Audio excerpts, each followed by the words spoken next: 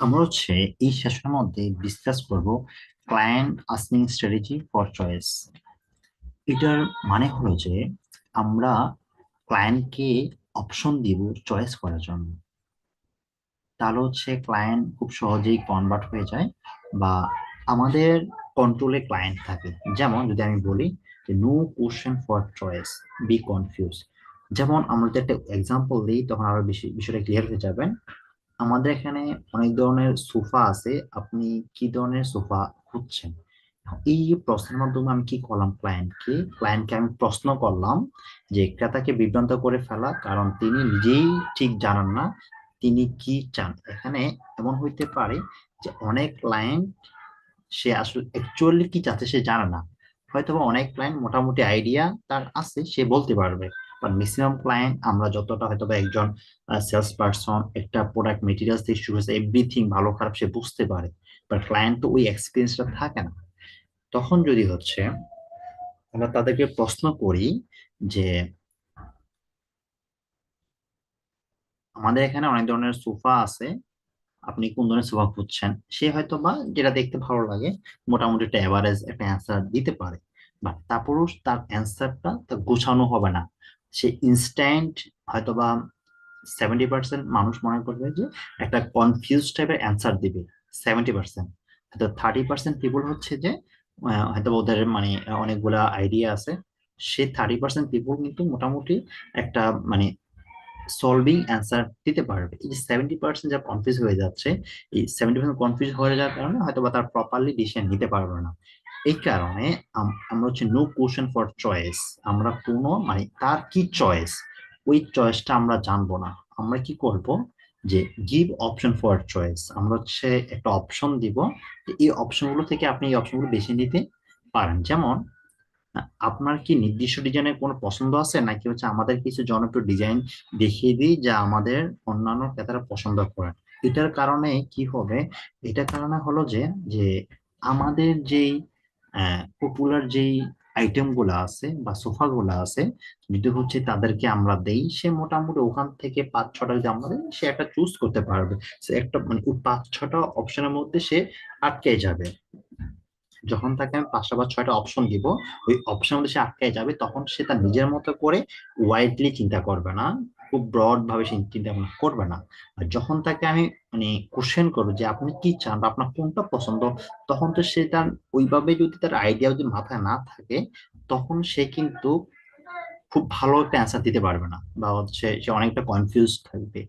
So, এই কারণে আমাদের অলওয়েজ ক্লায়েন্টকে অপশন দিতে হবে যে আপনি কোন কালারটি চাচ্ছেন। যেমন আমরা যদি বলতে পারি যে ক্লায়েন্টকে বললাম যে সে ক্লায়েন্ট ভেরিয়েশন চাচ্ছে, আমি বলতে পারি সে আপনি আপনি কোন কালার চাচ্ছেন, আপনি কি লাল কালো সাদা চাচ্ছেন, যেগুলো আমার কাছে অ্যাভেলেবেল ওই কালার গুলোর কথা আমরা বলবো। যদি ক্লায়েন্ট বলে ঠিক আছে আমি এই কালার গুলো চাচ্ছি, ডেফিনেটলি আপনি এগুলো চুজ করে দিবেন। যদি বলে না এর বাইরে চাচ্ছি, তখন তো এটা এক্সেপশনাল। তো ম্যাক্সিমাম ক্লায়েন্ট আমাদের যে অপশন গুলো আছে আই থিঙ্ক ওগুলোর মধ্যেই তারা আটকে যাবে এবং সেগুলোই তারা চুজ করবে। সো এটা আমাদের মেইন পয়েন্ট। আর এগুলো আমাদের এক্সাম্পল যে যখন আমরা একজন ক্লায়েন্টকে আমরা প্রশ্ন করি আপনার কি পছন্দ, তখন সে কনফিউজড হয়ে যায় বা তার যে অ্যাকচুয়াল যে চয়েসটা সে বলতে পারে না। আর যদি তার অ্যাকচুয়ালি যদি কোনো একটা চয়েস থাকে, সে আপনাকেই নিজে নিজে বলবে যে ভাই আমার কাছে এই কালারটা আছে, আমি আমি এই কালারটা চাচ্ছি, আপনার কাছে এই কালারটা কি আছে কিনা। সে আপনাকে এভাবে প্রশ্ন করবে ম্যাক্সিমাম ক্লায়েন্ট। তো এই কারণে আমরা কোনো ক্লায়েন্টকেই প্রশ্ন করার মতো কোশ্চেন করব না, আমরা দিব অপশন দিব। এটা এটা মাস্ট মনে রাখবেন, এটা অনেক ক্রুশিয়াল একটা পার্ট কমিউনিকেশনের ক্ষেত্রে। ডেফিনেটলি আমরা অপশন গুলা দিব যেগুলো আমাদের কাছে অ্যাভেলেবেল। তাহলে কি হবে, মেক ইজি ডিসিশন। যখন আমরা অপশন দিব, তাহলে তারা আমাদের অপশনের মধ্যেই তারা আটকে যাবে এবং আমাদের অপশনের মধ্যেই তারা একটা সিদ্ধান্ত নিতে পারবে বা সহজ হবে। দেন আস্কিং কোশ্চেন অ্যান্সার স্ট্র্যাটেজি। এই পয়েন্টগুলো হয়তো বা যারা কম্বিনেশন পার্টনার মানে পড়াশোনা করছেন বা ডিসকাস আগে দেখছেন, হয়তোবা তারা বিষয়গুলো জানতে পারবেন। এটা অনেক পপুলার একটা মডেল যে আমরা একটা কোশ্চেন কিভাবে আমরা অ্যান্সার করব। প্রথম কি থাকবে, ডিরেক্ট স্টেটমেন্ট, মানে yes or no direct statement থাকবে। তারপর হচ্ছে এক্সপ্লেনেশন থাকবে, কেন ইয়েস কেন নো। এই এক্সপ্লেন কি থাকবে, ক্লিয়ার স্টেটমেন্ট, যে একটা প্রপার একটা ধারণা দেওয়া থাকবে। দেন হচ্ছে একটা এক্সাম্পল দেওয়া থাকবে। এক্সাম্পলটা কি হবে, যে পার্সোনাল এক্সাম্পল। যদি হচ্ছে আমরা একটা কোশ্চেন দেখি, তাহলে হচ্ছে আমরা একটা ফুল আইডিয়া পেয়ে যাব। যেমন এই সোফা কি পিওর লেদার দিয়ে তৈরি। এটা হচ্ছে মনে করেন যে আমাদের একটা কাস্টমার, আমাদেরকে একজন কাস্টমার প্রশ্ন করলো এভাবে, তখন আমরা কিভাবে উত্তর দিব। প্রথমে আমাদের ডিরেক্ট স্টেটমেন্ট থাকবে হা বা না। যদি আমাদের এটা স্টেটমেন্ট যদি হা হয়, ডেফিনেটলি হা দিবেন, না হলে না বলবেন। এটার মাধ্যমে কি হয়, এটার মাধ্যমে প্রথম পয়েন্ট যেটা, সেটা হলো যে ক্লায়েন্ট যখনই তার কোশ্চেনটা করে, সে তখনই এনশিওর হয়ে যায় এই প্রোডাক্টটা নাই তার কাছে, আপনার কাছে, বা হচ্ছে আছে। যখন হচ্ছে আপনি আছে বলবেন, তখনই সে হচ্ছে পরবর্তী যে পয়েন্টটা আছে সেটাতে বেশি ফোকাস করবে। আর যখনই না বলবেন, তখন কিন্তু সে পরবর্তী কথাগুলোর মধ্যে এতটা ফোকাস থাকবে না বা এত মনোযোগ সহকারে শুনবে না। আর যখন হচ্ছে আপনি হা বা না বলে যদি প্রপার একটা এক্সপ্লেইন আপনি করতে চান, তখন সে শোনার ট্রাই করবে যে আপনার কাছে আছে কি নাই। সে শুধু ওই পয়েন্টটা বেশি, মানে আপনি বলেন কিনা ওইটা শোনার জন্য সে আগ্রহ থাকবে। বাট আপনি যে এটার আশেপাশে যে অনেকগুলো কথা বলছেন, ওই কথাগুলোতে আগ্রহটা কম থাকবে। সো এই কারণেই এটা হচ্ছে ইন্টারন্যাশনাল ডেটা স্ট্যান্ডার্ড ফর্মের। এই কারণে হচ্ছে আমাদের একটা ডিরেক্ট স্টেটমেন্ট দেওয়া লাগবে, হ্যাঁ আমাদের কাছে এপিইউ লেদারটি আছে। যখন হচ্ছে আপনি এভাবে কথাগুলো বলবেন, তারপরে হচ্ছে আমরা পরবর্তী যতগুলো আমরা কথা বলবো, ওই কথাগুলোর মধ্যে তার মনোযোগটা অনেক বেশি থাকবে, বিকজ সে এই প্রোডাক্টটা চাচ্ছে এবং কি আমাদের আমাদের কাছে এই প্রোডাক্টটা আছে, যেহেতু আছে। সো এই প্রোডাক্টের মধ্যে কি কি ফিচার্স এন্ড কি কি আদার যে বিষয়গুলো থাকে অ্যাভেলেবেল, সে সেগুলো শোনার জন্য চেষ্টা করবে। সেই কারণে আমাদের ডিরেক্ট স্টেটমেন্ট প্রথমে দেওয়া লাগবে। তারপর হচ্ছে এক্সপ্লেইন দিতে হবে। এক্সপ্লেইনটা হবে ক্লিয়ার স্টেটমেন্ট, যেমন হচ্ছে চায়না থেকে অরিজিনাল ইম্পোর্টেড লেদার। যেমন হচ্ছে এটা হচ্ছে লেদারটা মনে হয় চায়না থেকে ইম্পোর্ট করা, যা মজবুত এবং টেকসই। সারা বিশ্বের মধ্যে লেদার অনেক জনপ্রিয়। এই লেদার 10 বছর পর্যন্ত ব্যবহার করা যায়, কোনো প্রকার সমস্যা হবে না। দেখেন, এই যে 10 বছর পর্যন্ত আহ, ব্যব- ব্যবহার করা যায়, কোনো প্রকার সমস্যা হবে না, এই যে এক্সাম্পল গুলো আমরা দিচ্ছি বা একটা টাইম ফ্রেম দিচ্ছি। সো এই বিষয়গুলো হচ্ছে ক্লায়েন্টের মনোযোগ আকর্ষণ করে বা হচ্ছে ওই প্রোডাক্টের প্রতি ট্রাস্ট বিল্ড আপ করে।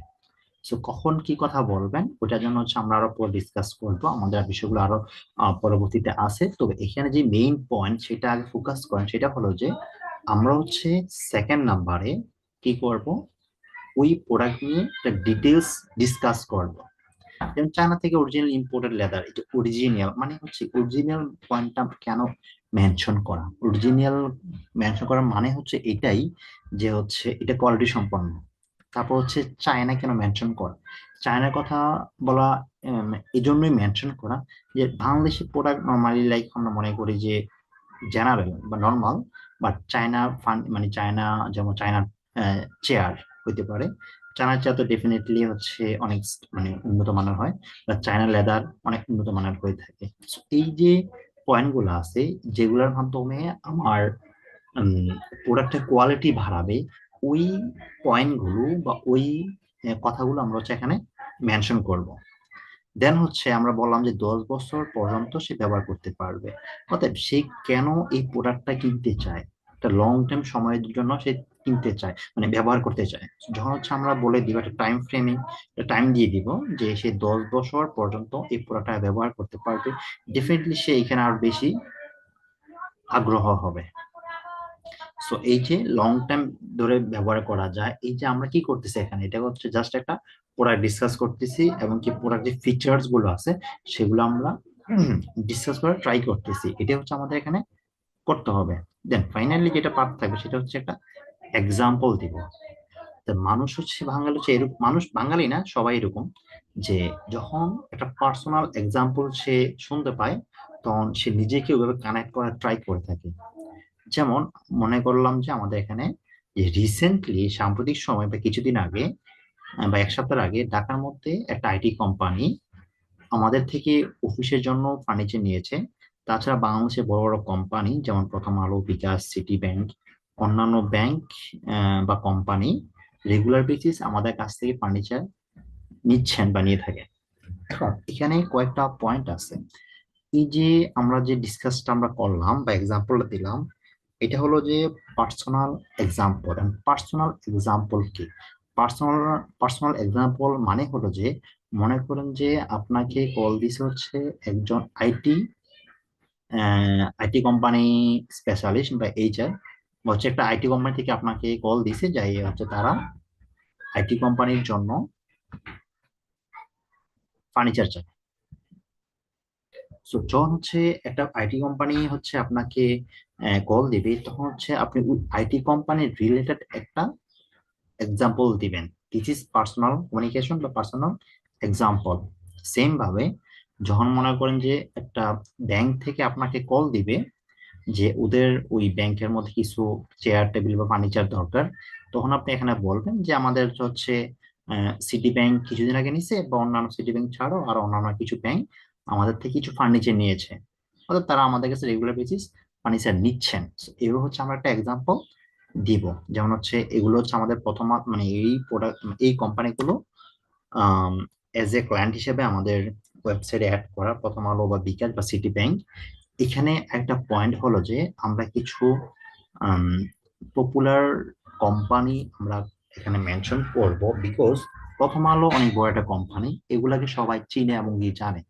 যখন ওরা একজন ক্লায়েন্ট শুনবে যে প্রথম আলো মতো কোম্পানি বা বিকাশের মতো কোম্পানি আমাদের কাছ থেকে ফার্নিচার নিছে, তখন তাদের ট্রাস্টটা অনেক বেশি বিল্ড আপ হবে বা তাদের ট্রাস্টটা বাড়বে। দ্যাটস ওয়াই আমাদের এই বড় বড় কয়েকটা কোম্পানির নাম ডেফিনেটলি মেনশন করতে হবে ডিউরিং ক্লায়েন্ট কমিউনিকেশন। এটা মাথায় রাখা লাগবে সবাইকে। তাহলে হচ্ছে যে সাইকোলজি, এটা সাইকোলজি ফ্যাক্ট, এটা সাইকোলজি ফ্যাক্ট যে একটা ক্লায়েন্টের মধ্যে এটা অটোমেটিক্যালি বিশ্বাসটা বেড়ে যায়, বা আমাদেরকে ওরা একটু ডিমান্ড দিবে।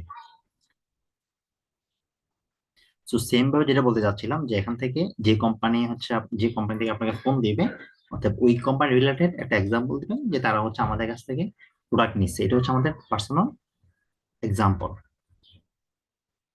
আই থিঙ্ক সবাই বুঝতে পারছেন।